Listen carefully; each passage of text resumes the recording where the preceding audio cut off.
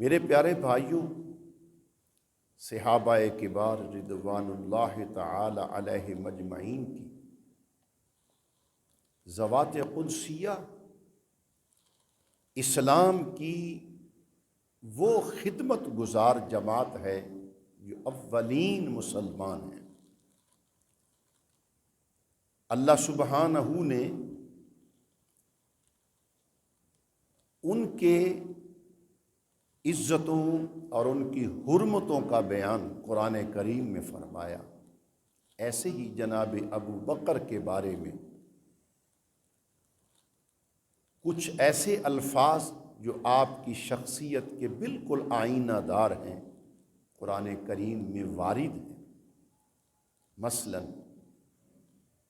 آپ کو اولو الفضل قرآن کریم میں اللہ کی طرف سے یہ ارشاد فرمایا گیا کہ آپ صاحب فضیلت ہیں۔ اتقا، سب سے زیادہ متقی امت میں اگر کوئی شخص ہے تو قرآن کی تصریح کے مطابق وہ جناب سیدنا ابو بکر صدیق ہیں۔ ایسے ہی اکرم، یعنی سب سے زیادہ باعزت اور صاحب کرامت آدمی اگر امت مسلمہ میں ہے تو وہ جناب سیدنا ابو بکر صدیق ہیں۔ قرآن کریم میں یہ بھی ارشاد فرمایا اعظم درجۃ عند اللہ، ایسے لوگوں کا تذکرہ رب نے ارشاد فرمایا کہ جن کے درجات اللہ کی جناب میں بہت بلند ہیں۔ ان اصحاب رفعت میں سب سے پہلے نمبر پر جناب سیدنا ابو بکر صدیق رضی اللہ تعالی عنہ۔ قرآن مجید میں اللہ نے صحابہ کی شان و عزت کو بیان فرمایا ان الفاظ میں کتب فی قلوبہم الایمان، یہ وہ جماعت ہے حضور کے صحابہ کی کہ جن کے دلوں میں اللہ نے ایمان کو راسخ کر دیا ہے، لکھ دیا ہے۔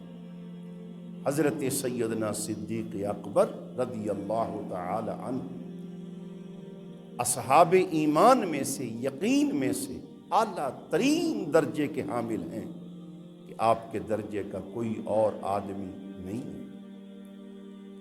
ایسے ہی قرآن کریم میں صحابہ کو حزب اللہ، اللہ کی جماعت، یہ کہا گیا۔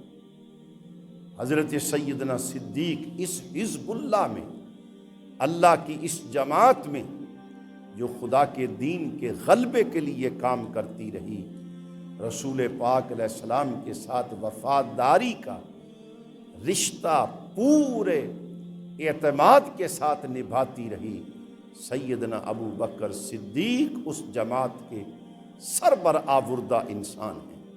اللہ کی کروڑوں رحمتیں ہوں ان پر۔ ایسے ہی اللہ سبحانہ نے کچھ اصحاب ایمان کی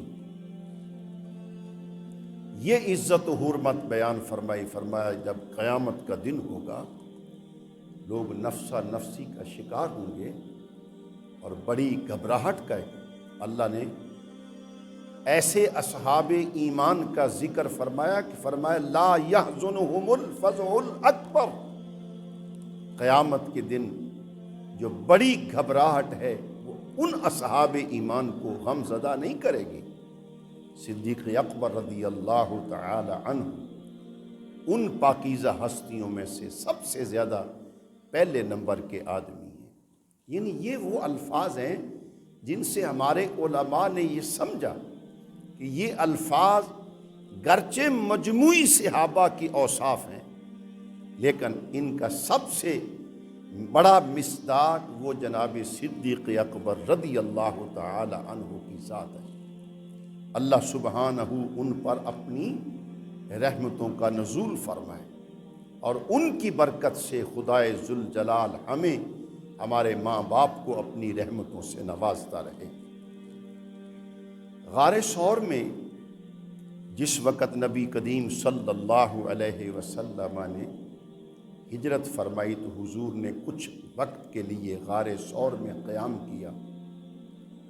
حضرت ابو بکر صدیق آپ کے ساتھ تھے، اس پورے سفر ہجرت میں آپ کی خدمت گزاری میں تھے۔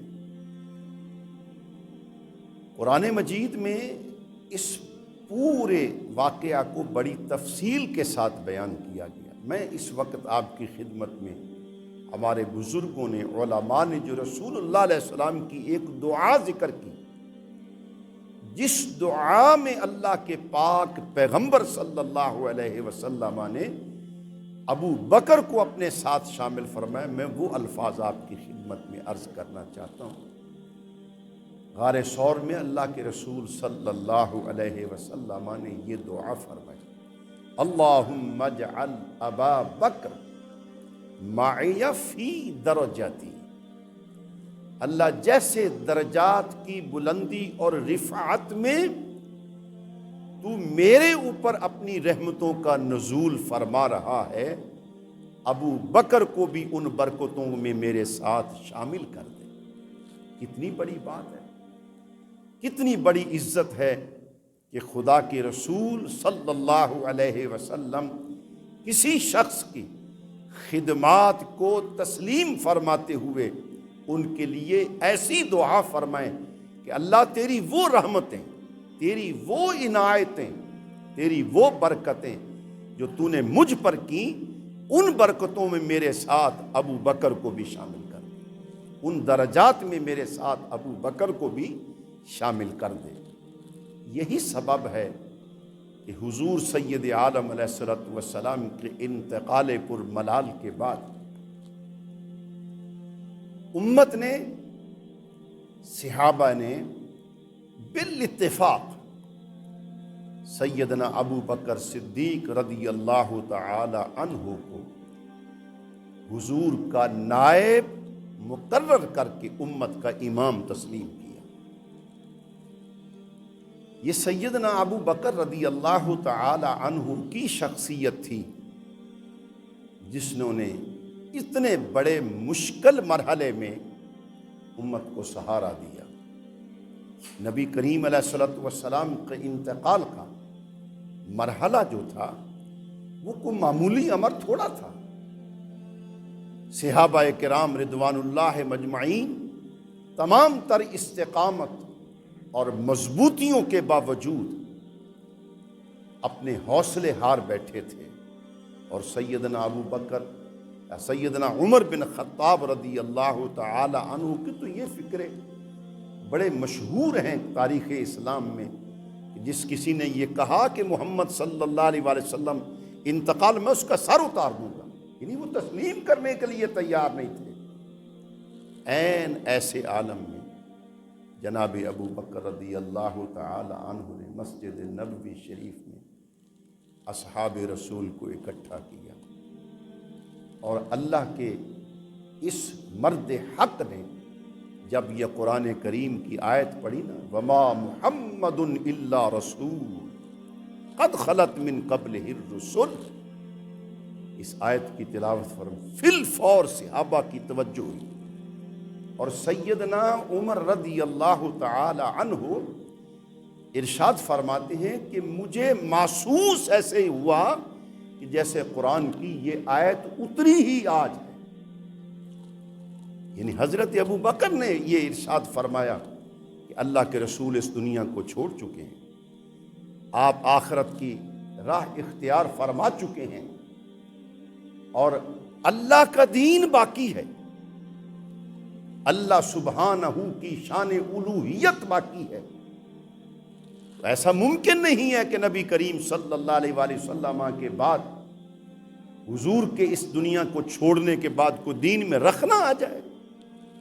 ہم پوری استقامت کے ساتھ دین کا دفاع کریں گے۔ جب آپ نے یہ خطبہ دیا، لوگوں کو حوصلہ دیا، ہمت بندھائی، تو تب سیدنا عمر رضی اللہ تعالی عنہ جیسے عظیم صحابی، اتنے بڑے حوصلے کا آدمی، وہ فرمانے لگے کہ واقعی مجھے سمجھ آ گئی کہ اللہ کے رسول اس دنیا کو چھوڑ چکے ہیں۔ میرے پیارے بھائیوں، ایسے حالات میں قوموں کو سنبھالنا یہ ان اولو العزم لوگوں کا کام ہوتا ہے جن کو اللہ سبحانہ نے نور بصیرت کے ساتھ اپنی بارگاہ خاص سے نوازا ہوتا ہے۔ حضرت ابو بکر رضی اللہ تعالی عنہ ان پاک ہستیوں میں شامل ہے۔ ایسے نہیں امت نے یہ عقیدہ بنا لیا کہ اللہ کے نبیوں کی جماعت کے بعد پوری دنیا کے انسانوں میں سے، اصحاب ایمان میں سے سب سے اگر افضل ترین کوئی شخصیت ہے تو وہ ابو بکر صدیق رضی اللہ تعالی عنہ۔ آج لوگوں کو یہ غلط فہمی لگی کہ شاید آپ نے معاذ اللہ کوئی خلافت کے اوپر آپ نے کوئی جبرن قبضہ کیا تھا، ایسا نہیں تھا۔ تاریخ اسلام یہ بتاتی ہے اور صحابہ نے اس کو بیان کیا، ہمارے بزرگوں نے اس کو نقل کیا کہ 3 دن تک مشاورت صحابہ فرماتے رہے کہ ہم اب حضور کے بعد کس کو امت کا جو ہے وہ امام بنائیں۔ تو بالآخر حضرت سیدنا صدیق اکبر رضی اللہ تعالی عنہ کی ذات کے اوپر لوگوں کا مکمل اتفاق ہو۔ حضرت سیدنا علی المرتضیٰ رضی اللہ تعالی عنہ کے میں 2 ارشادات، چونکہ سرکار علی کا نام لے کر کے لوگوں میں غلط فہمیاں پیدا کرتے ہیں نا جی، میں وہ ارشادات جو ہمارے بزرگوں نے، امت کے محدثین نے بیان کیے، وہ آپ کی خدمت میں عرض کرتا ہوں۔ حضرت علی رضی اللہ تعالی عنہ نے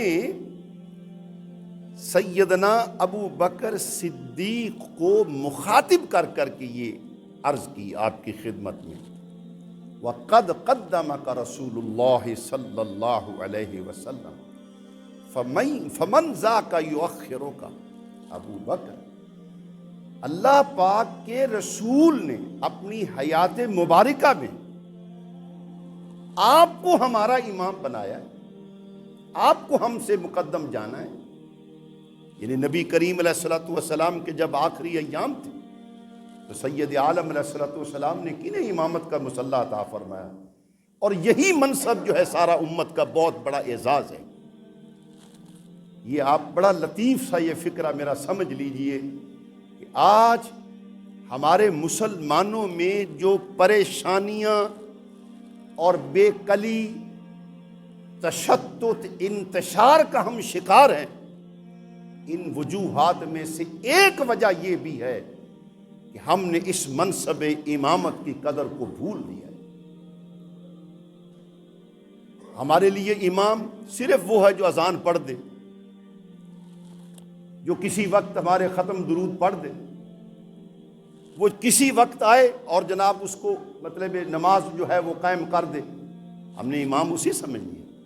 یہ ایک منصب ہے امت میں، اس منصب کی قدر و منزلت جیسے جیسے امت بھولتی چلی جا رہی ہے، ایسے ہی امت میں انتشار کی لہر اور تشتت کی لہر، آپس میں بے کلی کی لہر، ایک دوسرے کے ساتھ اختلافات کی لہر، یہ جوں پھیلتی چلی جا رہی ہے۔ اگر آج امت اس منصب امامت کی قدر کو جان لے تو یقیناً میں اللہ کی بارگاہ سے امید کرتا ہوں کہ امت میں پھر سے وہ اتحاد اور اخوت کی جو ایک سلامتی کی فکر ہے وہ پھر سے پروان چڑھے گی۔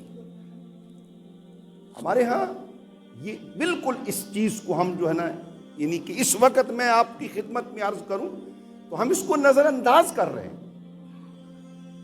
ہمارے بچے، آپ میں سے، آپ بزرگ میرے بیٹھے ہیں، میرے بھائی بیٹھے ہیں، ہمارے بچوں میں سے کتنے بچے ہیں جن کو ہم راہ راست پر لانے کے لیے ہم دین پڑھائیں باقاعدہ؟ ہمارا مزاج ہی نہیں ہے۔ انجینئر بننے کے لیے ماں باپ بھی سرپٹ محنت کر رہے ہیں، بچہ بھی بھاگ دوڑ کر رہا ہے، ٹیوشن ورک ہو رہا ہے، اس کے اوپر روپیہ خرچ کیا جا رہا ہے۔ ڈاکٹر بننے کے لیے، دیگر زندگی کے شعبوں کو اپنانے کے لیے پوری محنت کے ساتھ اگر آج کوئی بے وارث جگہ ہے تو وہ ہمارا مصلح امامت ہے۔ یہ سب سے بڑا امت کا منصب ہے جسے آج امت نظر انداز کر رہی ہے، اور اس کے نتائج ہمارے سامنے ہیں۔ اس پر میں زیادہ آپ کی خدمت میں کیا عرض کروں۔ نبی کریم صلی اللہ علیہ وآلہ وسلم نے اپنی حیات مبارکہ میں ارشاد فرمایا، حدیث کی کتاب مرو ابا بکر ان یصلی بالناس، ابو بکر کو حکم کرو کہ وہ لوگوں کو میری جگہ پر نماز پڑھائے۔ یعنی کیا صحابہ کتنے موجود تھے؟ کیا مدینہ صحابہ سے خالی تھا؟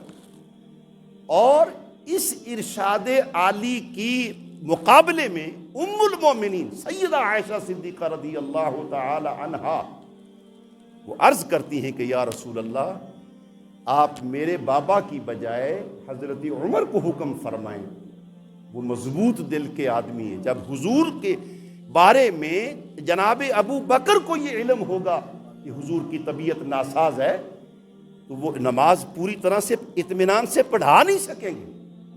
نبی کریم علیہ السلام نے پھر اپنے اس ارشاد گرامی کو دہرایا اور حضور نے تنبیہاً فرمایا کہ ابو بکر کو حکم کرو کہ لوگوں کو نماز پڑھائے۔ یعنی یہ اپنی موجودگی میں امت کی رہنمائی تھی کہ اگر میرے بعد تمہاری امامت کا کوئی مستحق ہے، تمہیں لے کر کے چلنے کی کوئی صلاحیت رکھتا ہے، وہ تمہارے اندر ابو بکر ہے رضی اللہ تعالی عنہ۔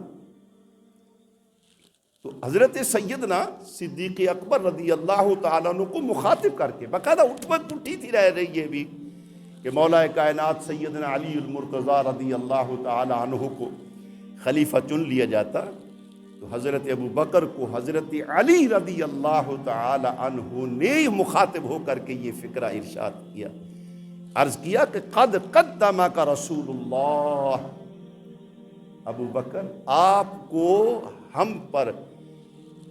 ہم پر اللہ کے رسول نے مقدم کیا، آپ کو آگے ہمارے کیا ہے۔ فمن ذا یؤخرک، کون ہے جو آپ کو پیچھے ہٹا سکے گا؟ آپ ہی ہمارے امام۔ یہ حضرت سیدنا علی رضی اللہ تعالی عنہ کا اعتراف۔ دوسرا،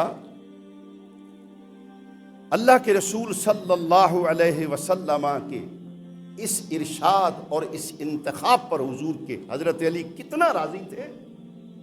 سیدنا علی رضی اللہ تعالی عنہ سے یہ الفاظ بھی منقول ہیں، فردینا لدنیانا ما رضی بہ النبی صلی اللہ علیہ وسلم لدیننا، ہم دنیا کی منصب کی امامت کے لیے اس شخص پر راضی ہو گئے جسے اللہ کے نبی نے اپنی زندگی میں ہمارے دین کی امامت کے لیے چن لیا۔ یعنی جس شخص کو اللہ کے رسول نے اپنا مسلح امامت زندگی میں دے دیا کہ نماز تم پڑھاؤ، تو ہم نے اپنے دنیاوی معاملات، ریاست کے معاملات کو چلانے کے لیے اس کے اوپر اتفاق کر لیا۔ مانا کیا نکلا میرے بھائیوں؟ اہل وہی ہے جو امامت کا اہل ہے۔ آج ہم لوگ اس معاملے میں بہت زیادہ جو ہیں وہ پیچھے ہٹ گئے، اور اللہ کرے کہ امت کو یہ احساس اٹھے امت میں اور پھر سے وہ دین کو سمجھنے کی طرف مائل ہو۔ اللہ کے دین کو جب ہم سمجھیں گے تو پر اصحاب دین کی قدر ہمارے دلوں میں خود بخود پیدا ہو جائے۔ سیدنا علی رضی اللہ تعالیٰ عنہ یہ کہا کرتے تھے، اگر نبی کریم علیہ الصلوۃ والسلام نے میرے بارے میں خلافت کو کوئی اشارہ بھی فرمایا ہوتا تو میں اس کے لیے جھگڑا کرتا، اور میں ابو بکر رضی اللہ تعالیٰ عنہ کو، ابن ابی قحافہ کو منبر کی پہلی سیڑھی پر نہ چڑھنے دیتا، مگر چونکہ حضور نے آپ کو مصلی پر عطا فرما دیا، اپنا جائے نماز حضور نے آپ کو عطا فرما دی ہے، لہذا ہمارا کسی وجہ سے آپ سے اختلاف کا کوئی سبب بنتا ہی نہیں ہے، ہم کس بات پر اختلاف کریں۔ ان دو تین ارشادات گرامی حضرت علی کے ارشادات سے میں آپ کی خدمت میں عرض یہ کرنا چاہتا ہوں کہ رسول اللہ صلی اللہ علیہ وسلم کے بعد دین حق کا سب سے بڑا محافظ اللہ کے رسول کا خلیفہ اول امیر المومنین حضرت ابو بکر صدیق رضی اللہ تعالی عنہ، آپ اتنی اہلیت کے مالک تھے کہ جو دین کو بھی سنبھالتے تھے اور آپ نے ریاست کو بھی سنبھالا دیا۔ کسی طرح سے جناب ابو بکر کے دور میں ریاست کمزور نہیں ہوئی اسلامی۔ پھر اللہ سبحانہ نے سیدنا عمر بن خطاب رضی اللہ تعالیٰ عنہ سے جو خدمات دینیہ اور اسلامی ریاست کے پھیلاؤ کی خدمات لی، یہ ان کا حصہ ہے۔ یہ بزرگ جو تھے یہ ہمارے محسن ہیں، دین کے محسن ہیں، اسلام کے محسن ہیں، اور ابو بکر رضی اللہ تعالی عنہ ان میں سب سے زیادہ اونچے درجے کی شخصیت ہے۔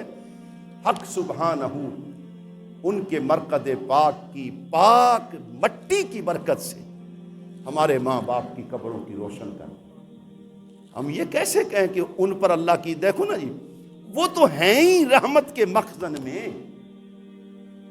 جس پاک ذات کو حضور کے ساتھ مدفن نصیب ہوا ہو، جہاں انسان تو کیا ہے، اللہ کے ملائکہ صبح و شام درود و سلام پڑھتے ہوں، اللہ خود اپنی رحمتوں کا نزول فرماتا ہوں، وہ منبع رحمت، وہ مخزن رحمت جو ابو بکر رضی اللہ تعالیٰ عنہ کو مدفن ملا ہو، ہم یہ عرض کریں کہ اللہ ان کے اس پاک مدفن کی برکت سے ہمارے ماں باپ کی قبروں کو روشن فرما دے، ہمارے اساتذہ کی قبروں کو روشن فرما دے۔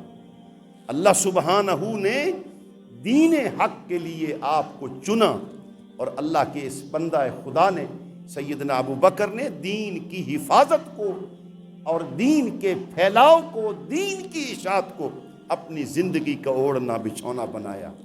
وفادار تھے وہ رسول اللہ کے صلی اللہ علیہ وسلم ورضی اللہ تعالی عنہ، اور جس انداز سے حضور سے رشتہ وفاداری، ایمان کا رشتہ جناب ابو بکر نے نبھایا ہے، وہ اپنی مثال آپ ہے۔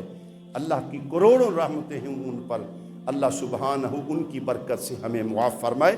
وآخر دعوانا ان الحمد للہ رب العالمین۔